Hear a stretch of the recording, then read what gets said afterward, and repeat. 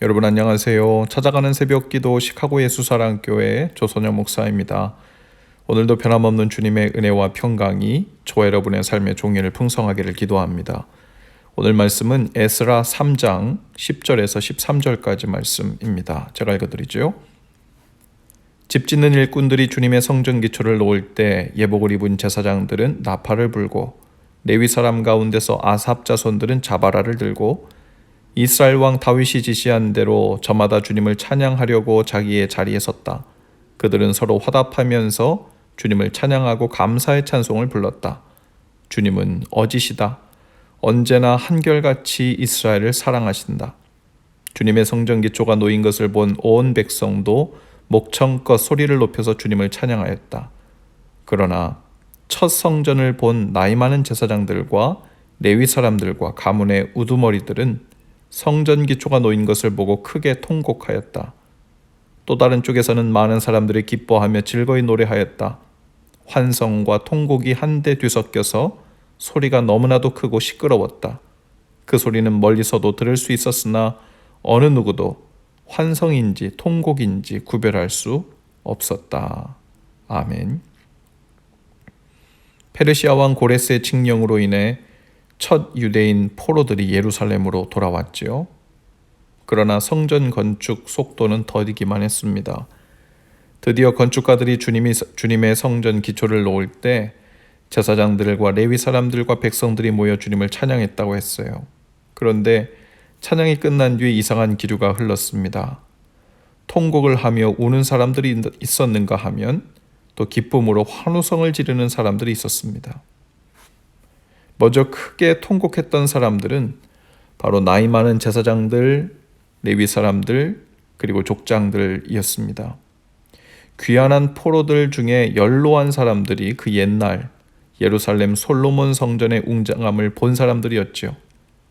하지만 지금 다시 건축되고 있는 이 수룹바벨 성전이라 불리는 이 성전의 기초는 그 처음 성전에 비하면 사용된 재료의 질이나 그 규모에 있어서 비교가 되지 않을 만큼 보잘것없었던 것이죠.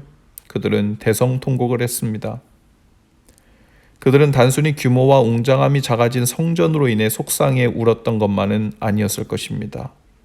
자신들의 죄로 인하여 그 거룩하고 아름다운 하나님의 첫 성전이 이방 민족에게 철저히 유린되고 파괴되었다는 사실, 동시에 하나님의 성전을 중심으로 예배하며 살던 사람들이 처음으로 무려 70년 동안이나 성전 없는 이방 땅에 포로로 끌려가 하나님의 예배를 그리워하며 슬퍼하던 시절이 기억나서 그 서러움이 북받쳐 올랐을 것입니다. 하나님을 예배하던 성전을 빼앗긴 채 살았던 그 포로된 삶이 얼마나 깊은 절망과 슬픔 가운데 있었는지가 생각났었겠죠. 그런가 하면 환호성을 지르고 기뻐했던 사람들이 있었는데요. 그들은 첫 번째 성전, 즉 솔로몬 성전을 못 봤던 대부분의 젊은 사람들이었습니다. 젊은 사람들은 자신들의 슬픈 역사에 대해서 체험적으로 알지 못했죠. 마치 한국전쟁으로 인한 고통과 분단의 아픔, 그리고 가족들이 헤어져 수십 년 동안 생사를 알지 못한 채 살아오던 그 부모님들의 아픔을 남한에서 태어난 2세, 3세대의 자손들은 그 이야기가 체험적으로 와닿지 않는 것과 비슷한 이치일 것입니다. 그런데 통곡하는 소리와 즐거이 외치는 소리가 섞여서 잘 분간되지 못할 정도가 되었다고 했어요. 분명 노인들의 숫자가 작았을 것인데도 불구하고 이런 현상이 나타난 것은 슬픔에 겨운 탄식 소리가 기뻐 외치는 소리보다 훨씬 컸기 때문이었을 것으로 보입니다. 그만큼 그들의 성전 없던 삶과 또 성전을 떠나 살던 그들의 세월이 한스러웠고 후회 가득했고 서러웠고 힘들었다는 반증이었을 것입니다. 팬데믹으로 인해 현장 예배를 드릴 수 없게 된 지 1년여가 지나자 그간의 경험을 나눠주시는 한 성도님의 글을 읽게 되었어요. 익숙하지 않은 온라인 예배로 예배를 하려다 보니 조금씩 예배를 소홀히 하게 되었고 결국 한동안은 예배를 드리지 않고 살게 되었다는 겁니다. 그런데 처음엔 예배를 잃어버린 삶에 대해 잘 느끼지 못하는 것 같았는데 점점 삶의 중심이 사라지고 삶도 가정도 질서가 파괴된 듯한 느낌을 받았다는 겁니다.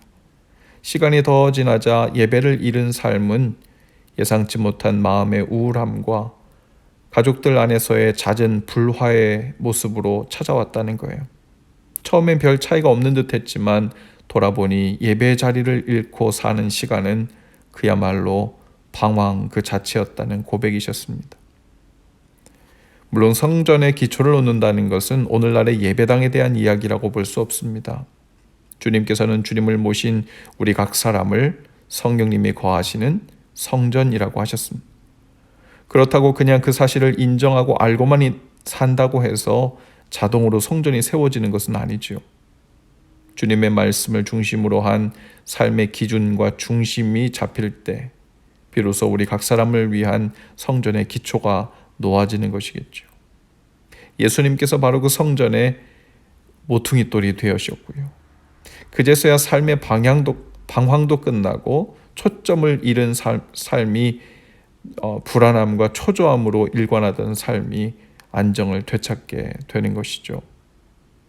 예배를 모르고 예배가 없이 방황하며 살던 인생이 하나님 앞에 나와 진정으로 예배의 자리를 세울 때 그 감격과 감사, 그리고 동시에 하나님을 예배하지 않고 방황하며 살았던 그 서러움과 불안함의 날들이 인해 북받치기도 하죠.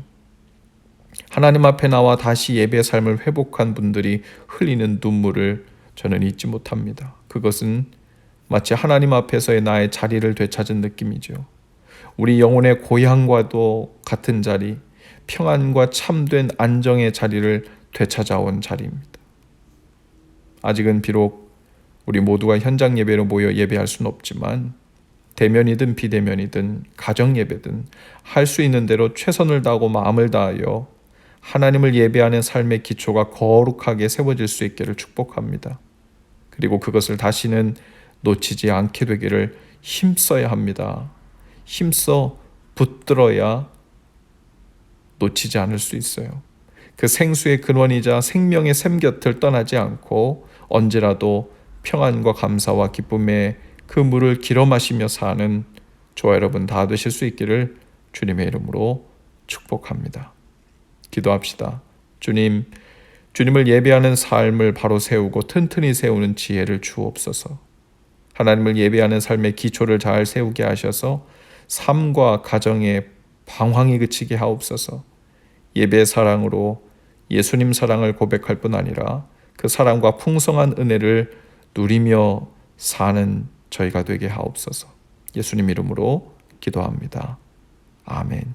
여러분 오늘도 예수 사랑으로 화이팅입니다. 내일 아침에 다시 찾아뵙지요.